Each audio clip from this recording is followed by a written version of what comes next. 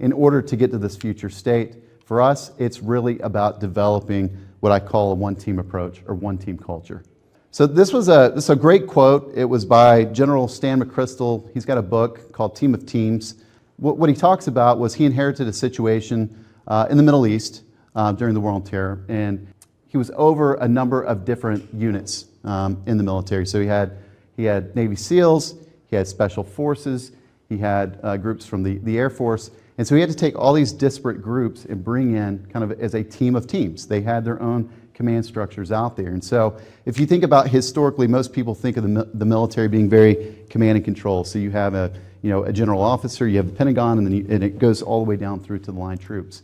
And so what he did was bring a concept to say, we really have to become a connected team of teams. So you still maintain your team camaraderie. So the SEALs are still very proud to be in the SEAL community, but when they're supporting Joint Special Operations Command, they have to be aligned with the mission, and it can't just be about their one unit. And so this is a concept that I've tried to bring to companies that I've seen a lot of success. And when you think about supply chain, the reality is, even when you have an end-to-end supply chain under a chief supply chain officer, which I have at Spreetel, the reality is each group is still working against their constraints. So when we look at our purchasing plans, when we look at our vendors or our suppliers, we have supply planners that are focused on a specific supplier, trying to get space on a ship, move that product in quickly so that we can sell through it. And so the reality is the supply planning team has their challenges they're dealing with. Transportation obviously is dealing with their challenges. You have the fulfillment centers that are worried about labor, and we all know that the forecast is always wrong, and it's many times wildly wrong. And so they have the issue of trying to deal with labor. And we all know today it's hard enough to get labor. So if you bring people into a fulfillment center and you're constantly calling them off work because you don't have enough work, good luck getting them to come back. They're going to go somewhere else. And so one of the hard constraints right now is labor. I think we all feel it. But for us, we've seen, and historically, you could get labor with a few days' notice.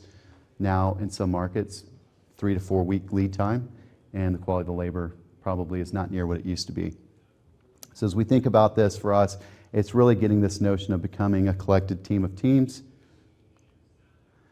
This is where one team comes in. So it's really a culture. And I think, so when you think about the culture of a company, if you don't get the culture right, you can have the best strategy in the world, but good luck bringing it to bear and making sure that you show up consistently every day like that. And so for us, it's really about, we don't need to, if we get out in front of ourselves and try to go after tactics, if we try to create the best strategy in place, but we don't have that culture of a team of teams or a one team that's going to deliver on the plan, then we're probably not going to be successful. And so when we think about the one team, again, it starts with culture. So how do we get the culture set up where people feel that they should be collaborative?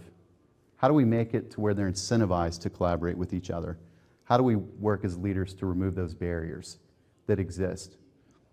Next piece is attitude. So culture, when I think about culture itself, it shows up daily in the attitude. So when I'm in a meeting and we're talking about capacity constraints out of LA Long Beach, call I had last night, can't get on the rail, okay, what are we doing about it?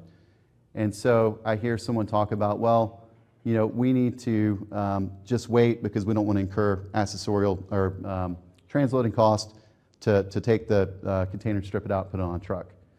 Well, they're thinking about one part of their P&L. There's another group that's saying, well, we've got to get the product in the fulfillment center because we've got to hit our sales plan.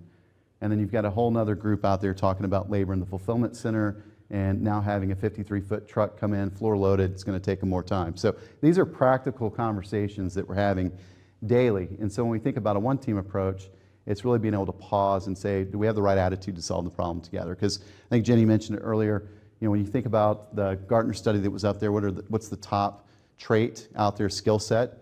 It's problem solving. And if any of you that are in supply chain knows that's what we're here to do. We're here to solve problems.